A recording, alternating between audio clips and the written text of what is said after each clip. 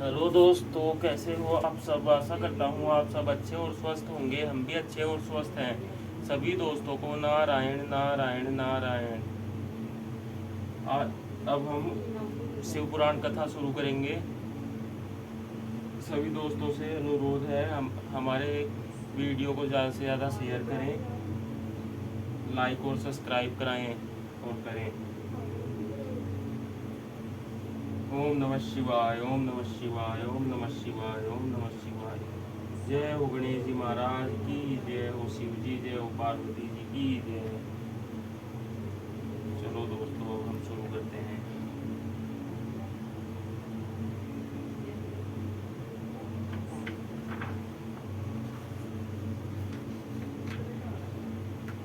आज से हम शिव मासिक पुराण कथा शुरू कर रहे हैं। आज हम आपको सुनाएंगे श्री शिव महापुराण विधेश्वर संहिता। प्रयाग में सूत जी से मुनियों का तुरंत पापनाश करने वाले साधन के विषय में प्रसन्न। यह दूसरी कथा है महाशिव पुराण का, ये दूसरी कथा। आदंतम मंगलम जात समान भाव मारे तमीसम जरामर मातम देवम संभ्यावे पंचनानम प्रबल पंच विनोदशीलम संभ्यावे मनसी संकरमम विदेशम। जो आदि और अंत में तथा मध्य में भी नित्य मंगलमय है, जिनकी समानता अथवा तुलना कहीं भी नहीं है, जो आत्मा के स्वरूप को प्रकाशित करने वाले देवता हैं, जिनके 5 मुख हैं और जो खेल ही खेल में अनायास जगत की रचना, पालन और संहार तथा अनुग्रह एवं तिरोभाव रूप 5 प्रबल कर्म करते हैं, उन सर्वश्रेष्ठ अजर अमर ईश्वर अंबिकापति भगवान शंकर का मैं मन ही मन चिंतन करता हूँ।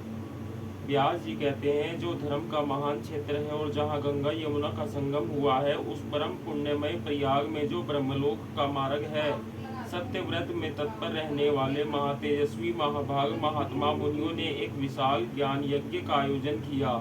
उस ज्ञान यज्ञ का समाचार सुनकर पौराणिक शिरोमणि व्यास शिष्य महामुनि सूत जी वहाँ मुनियों का दर्शन करने के लिए आए। सूत जी को आते देख वे सब मुनि उस समय हर्ष से खिल उठे और अत्यंत प्रसन्नचित्त से उन्होंने उनका विधिवत स्वागत सत्कार किया। तत्पश्चात उन प्रसन्न महात्माओं ने उनकी विधिवत स्तुति करके विनयपूर्वक हाथ जोड़कर उनसे इस प्रकार कहा।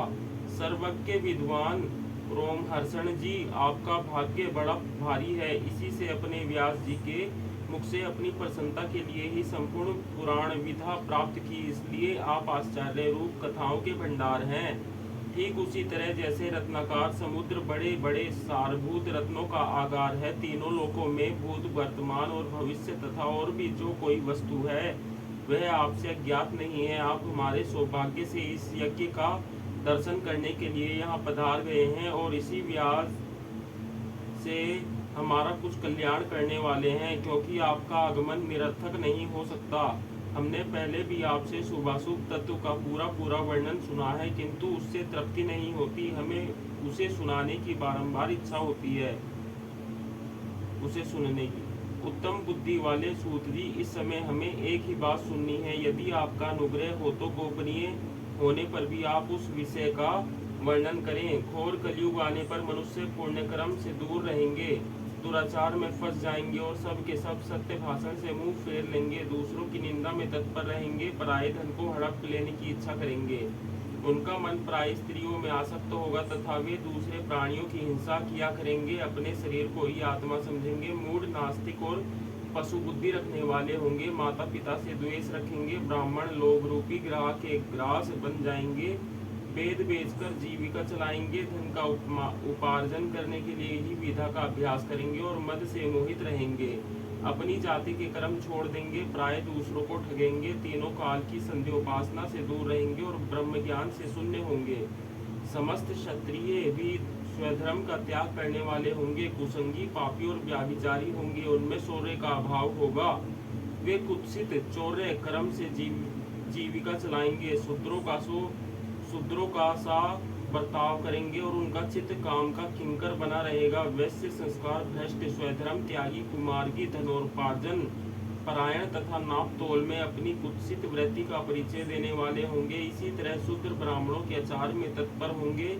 उनकी आकृति उज्ज्वल होगी, अर्थात वे अपना कर्म धर्म छोड़कर उज्ज्वल वेशभूषा से विभूषित हो व्यर्थ घूमेंगे।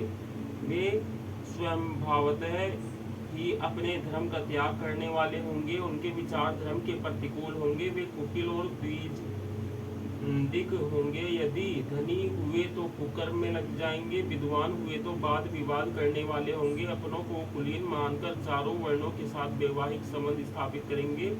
समस्त वर्णों को अपने संपर्क से भ्रष्ट करेंगे। वे लोग अपनी अधिकार सीमा से बाहर जाकर द्विजोचित सत्कर्मों का अनुष्ठान करने वाले होंगे। कलयुग की स्त्रियां प्राय सदाचार से भ्रष्ट और पति का अपमान करने वाली होंगी।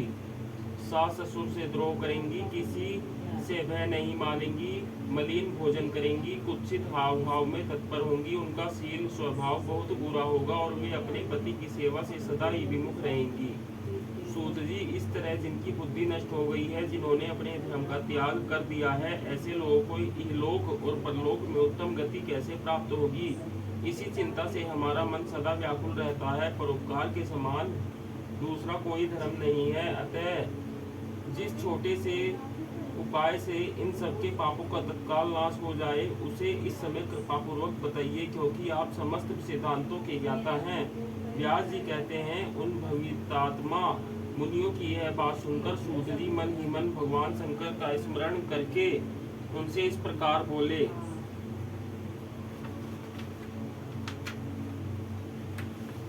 अध्याय 1।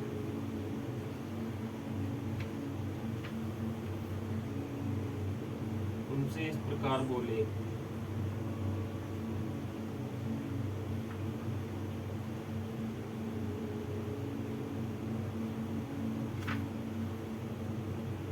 दोस्तों आज के लिए इतना ही।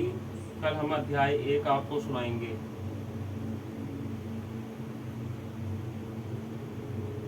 जो व्यास जी ने